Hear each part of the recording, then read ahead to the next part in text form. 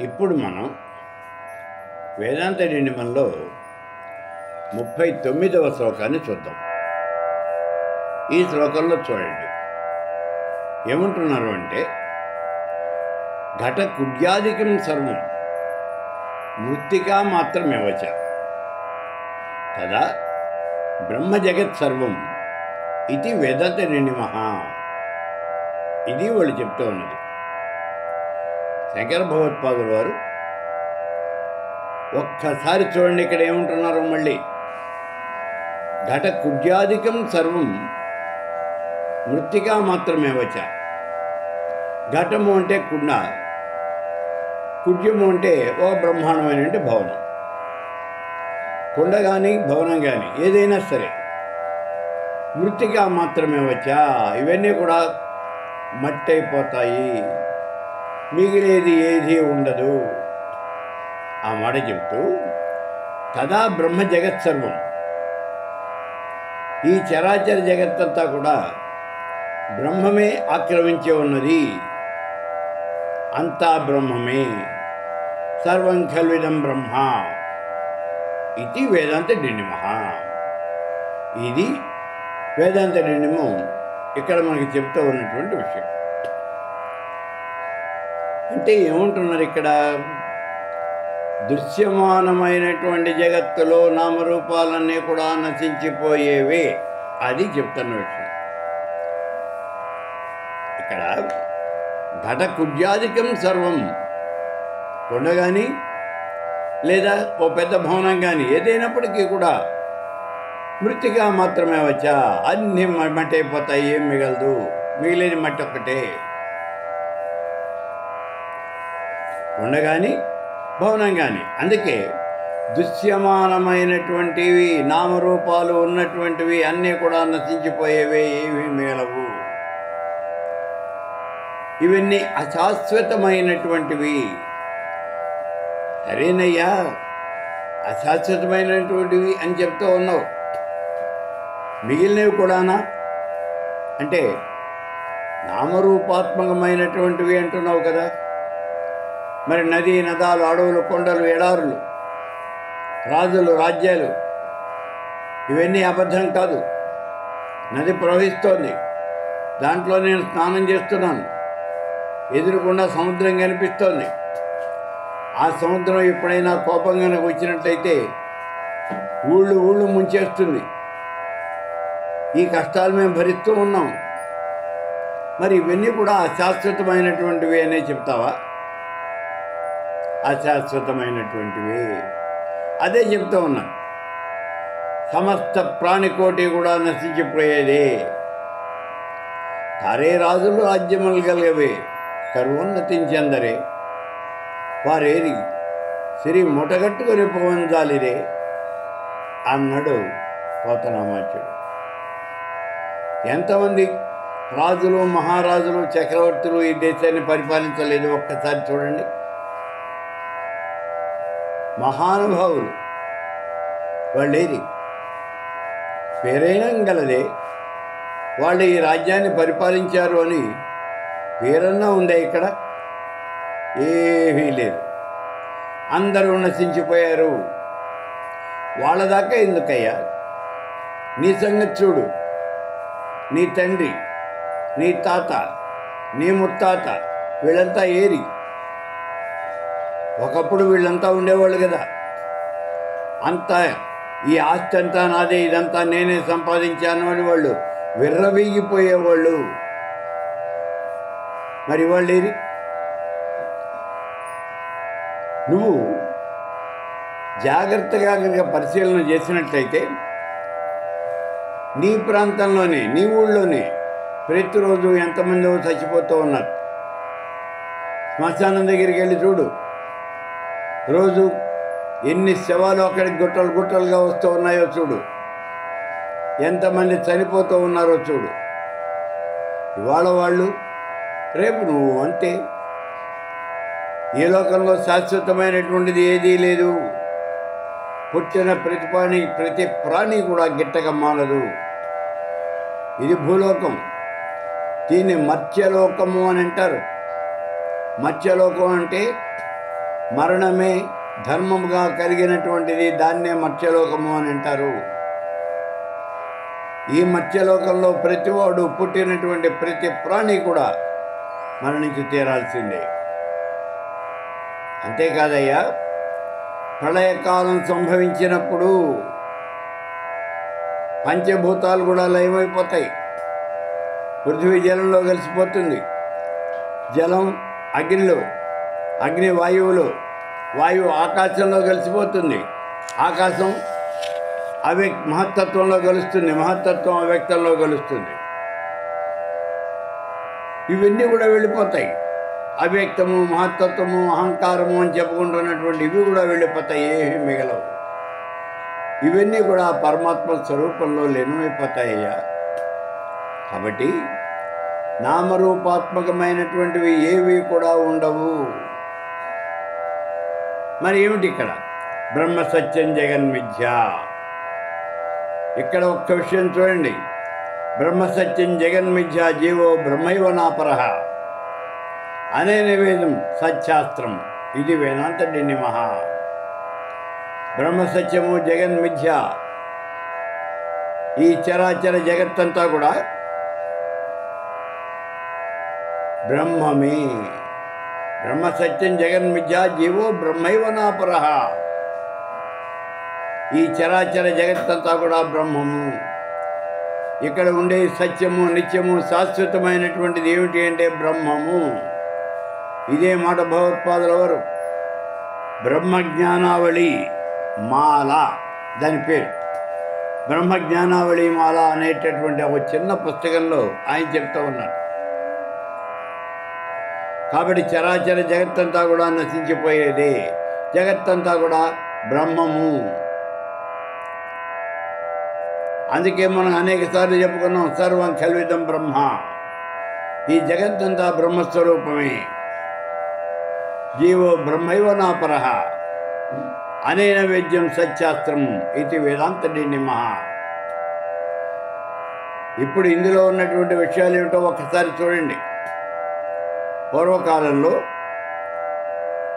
సత్యకాముడు అనేటటువంటి ఒక బ్రహ్మచారి, అతని పేరు సత్యకాముడు. అతను చదువు పూర్తి చేశాడు, విద్యాభ్యాసం పూర్తయిపోయింది. విద్యాభ్యాసం పూర్తయిపోయింది అంటే సర్వశాస్త్రాలు కూడా చదువుకున్నాడు. ఈ విషయాన్నే గమనించాలి మనం. ఆ రోజుల్లో చదువుకోవటం అంటే ఇవాళకి మళ్ళీ కాదు. అతను ఏదైతే చదివాడో అదంతా పూర్తిగా అతనికి నోటికి వచ్చు. ఎప్పుడు ఎక్కడ దేన్ని అడిగితే దాని గురించి వివరించగలిగినటువంటి సత్తా అతనికి ఉంటుంది. అలా మొత్తం చదివేశాడు. అంటే ఏం చదివాడు ఇక్కడ? అన్ని శాస్త్రాలు చదివాడు, వేదాలు చదివాడు, వేదాంగాలు చదివాడు, సత్శాస్త్రాలు చదివాడు, పురాణాలు, ఇతిహాసాలు ఇవన్నీ పూర్తి చేశాడు. యజ్ఞయాగాది కర్మలు నిర్వర్తించడంలో నిష్ణాతుడు. తాను చేస్తాడు యజ్ఞయాగాది కర్మలు, ఇతరులతో చేయిస్తాడు. అన్ని రకాలుగాను కూడా నిష్ణాతుడైనటువంటి వాడు అతడు ఈ సత్యకాముడు. ఇతను జాబాలి యొక్క కుమారుడు. జాబాలి అనేది స్త్రీ, అందుకే ఇతన్ని సత్యకామ జాబాలి అని పిలుస్తూ ఉంటారు. ఇతను ఆ రోజుల్లో విద్యాభ్యాసం అంతా పూర్తి చేశాడు, అన్ని శాస్త్రాల్లోనూ కూడా నిష్ణాతుడయ్యాడు, యజ్ఞయాగాది కర్తవులు చేశాడు, చేయించాడు. ఇప్పుడు బ్రహ్మ విద్యను తెలుసుకోవాలి అని అనిపించింది. బ్రహ్మ విద్య కావాలి. సరే, ఈ బ్రహ్మ విద్యలో నిష్ణాతుడు ఎవరా అని వెతుకుతూ ఉన్నాడు. ఇంతలో గౌతముడు అనేటటువంటి ఒక పండితుడి పేరు వినిపించింది. ఆయన ఒక మహర్షి. ఆ రోజుల్లో పండితుడు అంటే ప్రతివాడు మహర్షి అంతే. ఆ గౌతముడి దగ్గరికి వెళ్ళాడు. స్వామి, నాకు బ్రహ్మ విద్యను ప్రసాదించండి అని అడిగాడు. సరే, ఈ గౌతముడిని ఆశ్రమంలో ఉండమన్నాడు. బ్రహ్మ విద్యను ప్రసాదించడము అంటే గురువు గారి ముఖతః నేర్చుకోవాలి. ఆ గురువు గారు ఎప్పుడు ఏం చెప్తారో తెలియదు. ఈ విద్యను నేర్చుకునేటటువంటి విద్యార్థులంతా కూడా ఆ రోజుల్లో 3 పద్ధతులు అవలంబించేవాళ్ళు. 3 పద్ధతులు: గురు శుశ్రూషయ విద్య, పుష్కలేన ధనేనవ, అథవా విద్యయా విద్య. గురువు దగ్గర శుశ్రూష చేసి ఆయనకి సేవ చేసి విద్యని అభ్యసించడం అనేది ఒక పద్ధతి. పుష్కలేన ధనేనవ, ఆయన అడిగినంత ధనాన్ని ఇచ్చేసి ఆయన దగ్గర విద్యాభ్యాసం చేయటం అనేది రెండోది. లేదా ఇక ఆఖరిది ఏమిటి అంటే అథవా విద్యయా విద్య. నీకు వచ్చినటువంటి విద్యని ఆయనకి నేర్పి ఆయనకి ఏమైనా తెలియనిది ఉంటే అది ఆయనకి చెప్పి ఆయన దగ్గర విద్య నేర్చుకోవటము అనేది అంటే వస్తు మార్కాలన్నది. ఇది మూడవది. ఈ 3 రకాలైనటువంటి విద్యలే ఉన్నాయి తప్పించి 4వ రకమైనటువంటి విద్య అనేది అసలు 4వ రకమైన పద్ధతి అనేది లేదు. ఇందులో ఎక్కువ మంది గురు శుశ్రూషయ విద్య, గురువుకి శుశ్రూష చేసి సేవ చేసి ఆ విద్యను నేర్చుకునేవాళ్ళు ఎక్కువ మంది అలాగే ఉండేవాళ్ళు. ఇప్పుడు ఈ సత్యకాముడు కూడా గౌతముడి దగ్గరికి అలాగే వెళ్ళాడు. ఆయనకి శుశ్రూష చేయాలి అని నిర్ణయించుకున్నాడు. శుశ్రూష అంటే ఏం చేస్తాడు?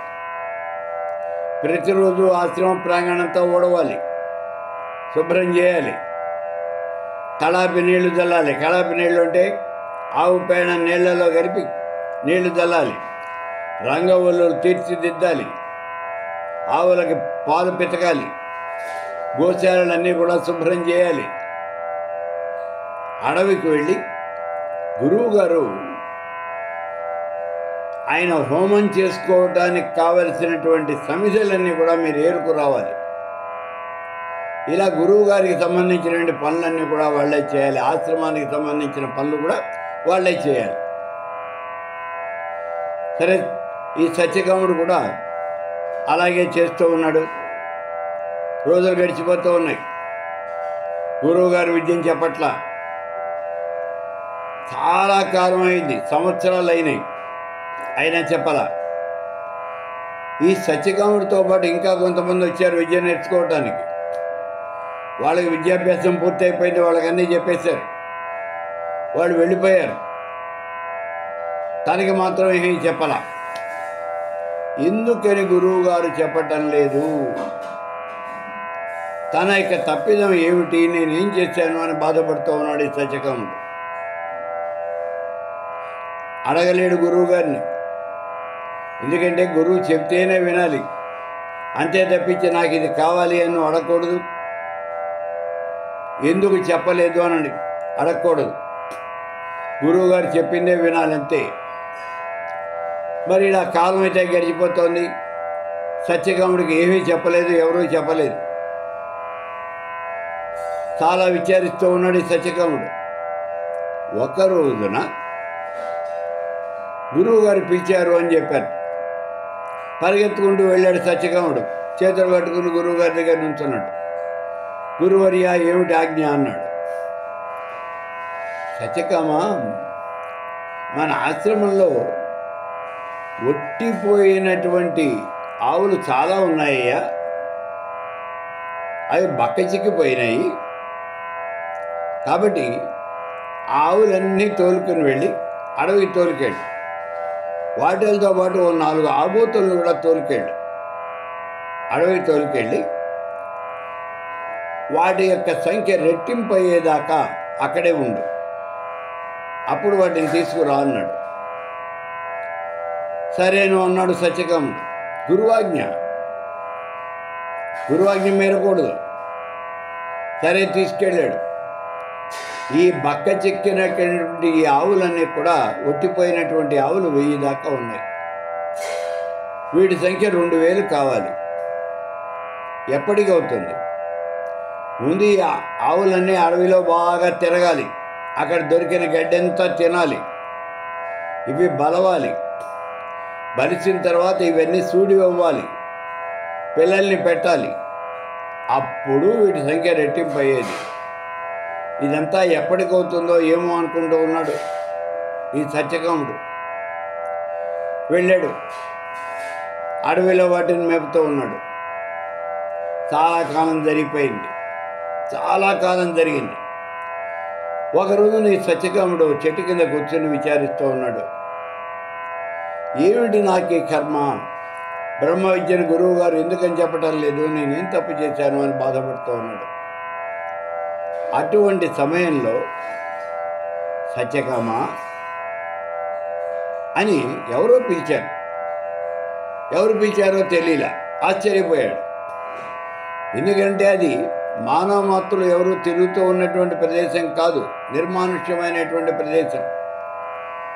మరి ఇక్కడ తనని పిలిచేవాళ్ళు ఎవరు?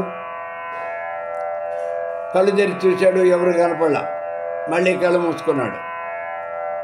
మళ్ళీ పిలిచినట్టు అనిపించింది సత్యకామ అని. మళ్ళీ కళ్ళు తెరిచాడు. ఇప్పుడు చూశాడు, ఎదురుకుండా ఒక ముసలి ఆబోతు నుంచుని ఉంది. అది మానవ భాషలో మాట్లాడుతోంది. నమస్కారం చేశాడు మా ఆబోతుకి. ఏమిటి అన్నాడు. నీకు బ్రహ్మ విద్య కావాలి కదా, మీ గురువు గారు నీకు బ్రహ్మ విద్య చెప్పటం లేదు. ఇప్పుడు మేము నీకు బ్రహ్మ విద్యను చెప్తాము. మేము అంటే ఈ ఆవులు, ఆబోతు, ఇక్కడ ఉన్నటువంటి ప్రకృతి, ఇది నీకు బ్రహ్మ విద్యను బోధిస్తుంది. ఓ సత్యకామ, చాలా జాగ్రత్తగా విను. బ్రహ్మము అనేది 4 పాదాలుగా ఉంటుంది. 4 పాదాలు. 4 పాదాలు ఉంటే 4 భాగాలు. ఇందులో మొట్టమొదటి భాగాన్ని నేను చెప్తాను. మిగిలినటువంటి భాగాన్ని మిగిలినటువంటి వాళ్ళు చెప్తారు. నువ్వు జాగ్రత్తగా వినవయ్యా. ఈ చరాచర జగత్తులోను తూర్పు, పడమర, ఉత్తరం, దక్షిణం, దశ దిశలు ఇవన్నీ కూడా పరబ్రహ్మ స్వరూపమే. ఇది బ్రహ్మంలో ఉన్నటువంటి మొట్టమొదటి పాదం. మీ గురువు గారు ఆజ్ఞాపించినట్టుగా ఈ ఆవుల సంఖ్య రెట్టింపు అయిపోయిందయ్యా. నువ్వు ఇక్కడ ఇంకా ఉండవలసిన అవసరం లేదు. ఆవులన్నీ తోలుకుని ఆశ్రమానికి బయలుదేరి వెళ్ళు. త్రోవలో నీకు మిగిలిన 3 పాదాలు కూడా తెలుస్తాయి, వెళ్ళు అన్నది. చాలా ఆనందించాడు. సాష్టాంగపడి ఆ ఆబోతికి నమస్కారం చేశాడు. ఆ మర్నాడు ఉదయమే ఆవుల్ని తోలుకొని ఆశ్రమం వైపుకి బయలుదేరాడు. అలా వెడుతూ వెడుతూ వెడుతూ ఉండగా మళ్ళీ చీకటి పడింది.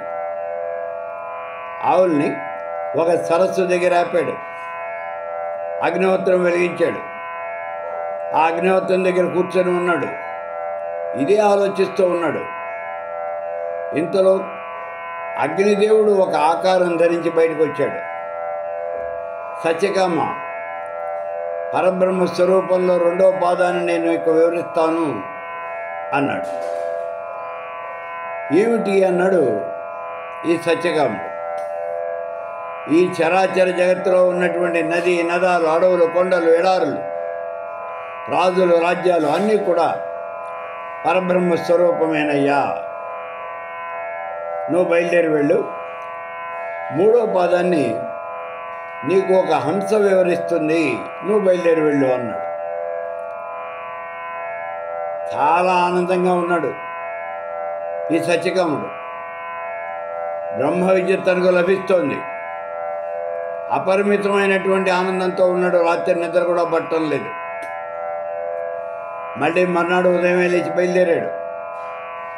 సాయంత్రం అయ్యేసరికి ఒక కొలను దగ్గర బస ఏర్పాటు చేశాడు. ఆవులన్నింటినీ కూడా అక్కడ ఆపాడు. అవి నెమ్మరు వేస్తూ అక్కడ పడుకొని ఉన్నాయి. తాను సంధ్యావందనం చేసుకుంటూ ఉన్నాడు. ఇటువంటి సమయంలో ఒక హంస వచ్చి ఆయన పక్కన వాలింది. సత్యకామ, పరబ్రహ్మ స్వరూపంలో 3వ భాగాన్ని, 3వ పాదాన్ని నేను నీకు వివరిస్తూ ఉన్నాను, జాగ్రత్తగా విను అంది. ఏమిటి అన్నాడు. ఓ సత్యకామ, ఈ లోకంలోనే కాదయ్యా, ఇతర లోకాల్లో కూడా, అంటే భూమి మీదే కాదు, పైన కూడా, ఆకాశంలో కూడా సూర్యుడు, చంద్రుడు, నక్షత్రాలు, మెరుపు తీగలు ఏవైతే ఉన్నాయో అవన్నీ కూడా పరబ్రహ్మ స్వరూపమేను. ఇదే 3వ పాదం. నువ్వు బయలుదేరి వెళ్ళు. సరే, 4వ ఆ మర్నాడు మళ్ళీ బయలుదేరాడు. తనకి ఇంకా 4వ పాదం ఒక్కడే కావాలి. మళ్ళీ సాయంత్రం పూట అగ్నిహోత్రం వెలిగించి అక్కడ కూర్చొని ఉన్నాడు. ఒక నీటి పక్షి వచ్చి తన పక్కన వాలింది. ఓ సత్యకామ, ఈ చరాచర జగత్తులో ఉన్నవన్నీ కూడా పరబ్రహ్మ స్వరూపమేనని నీకు ఇప్పటిదాకా తెలిసింది. అయితే 4వ విషయం ఏమిటి అంటే, నీ శరీరంలో ఉన్నటువంటి ప్రాణము, జిహ్వ, శ్రోత్రము, నేత్రము ఇవన్నీ కూడా పరబ్రహ్మ స్వరూపాలే. అన్నీ పరబ్రహ్మ స్వరూపాలేనయ్యా అని చెప్పింది. దీంతో 4 భాగాలు కూడా 4 పాదాలు కూడా నీకు తెలిసిపోయినాయి. పరబ్రహ్మ తత్వము అనేది పూర్తిగా నీకు తెలిసింది. నువ్వు బయలుదేరి వెళ్ళు అని. సరేను అన్నాడు. బయలుదేరి వెళుతూ ఉన్నాడు. అమితమైనటువంటి ఆనందంతో వెళుతూ ఉన్నాడు. ఆశ్రమానికి బయలుదేరాడు. ఆశ్రమం దగ్గరకు వచ్చేటప్పటికి గురువుగారే ఎదురొచ్చాడు. ఏమిటయ్యా సత్యకమ్మ, నీ మొహం అంతా కూడా దివ్యమైనటువంటి తేజస్సుతో ప్రకాశిస్తూ ఉన్నది. ఏం జరిగింది ఏంటి?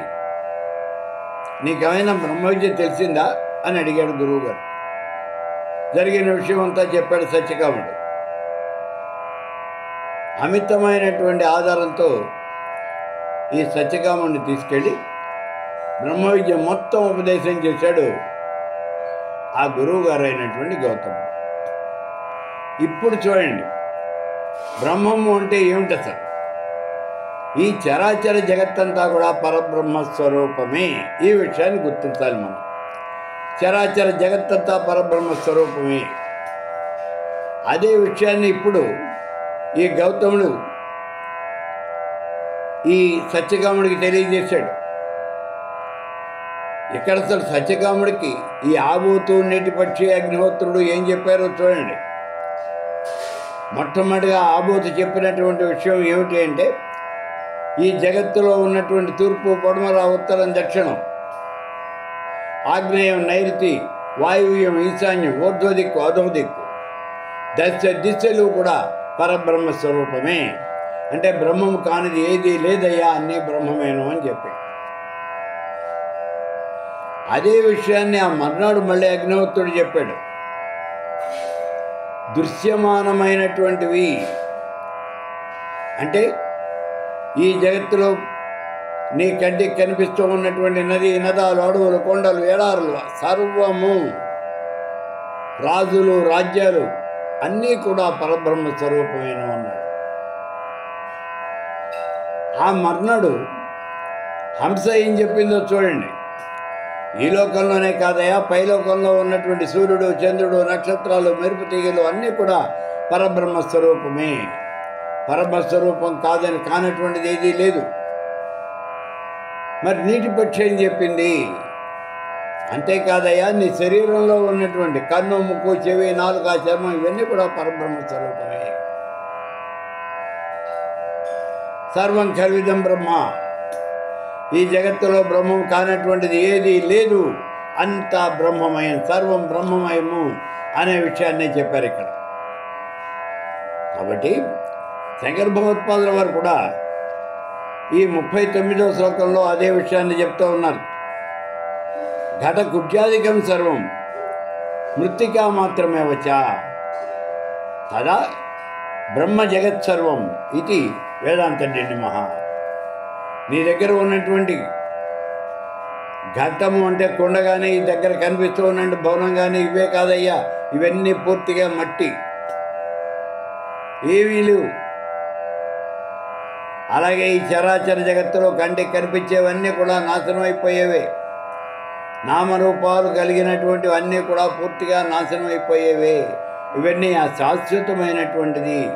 మరి శాశ్వతమైనటువంటిది ఏమిటి అంటే సత్యము, నిత్యము, శాశ్వతమైనటువంటిది ఆ పరబ్రహ్మ స్వరూపం తప్పించి ఇంకేమీ కాదు. అదే విషయాన్ని ఇక్కడ ఈ 39వ శ్లోకంలో శంకర భగవత్పాదుల వారు మనకు వివరిస్తూ ఉన్నారు. చరాచర జగత్తంతా కూడా పరబ్రహ్మ స్వరూపమే, బ్రహ్మము కానటువంటిది అనేది అసలు ఏమీ లేదయ్యా, సర్వం కల్విదం బ్రహ్మ అనే విషయాన్ని ఇక్కడ మనకి చెప్తూ ఉన్నారు భగవత్పాదుల వారు ఈ 39వ శ్లోకంలో.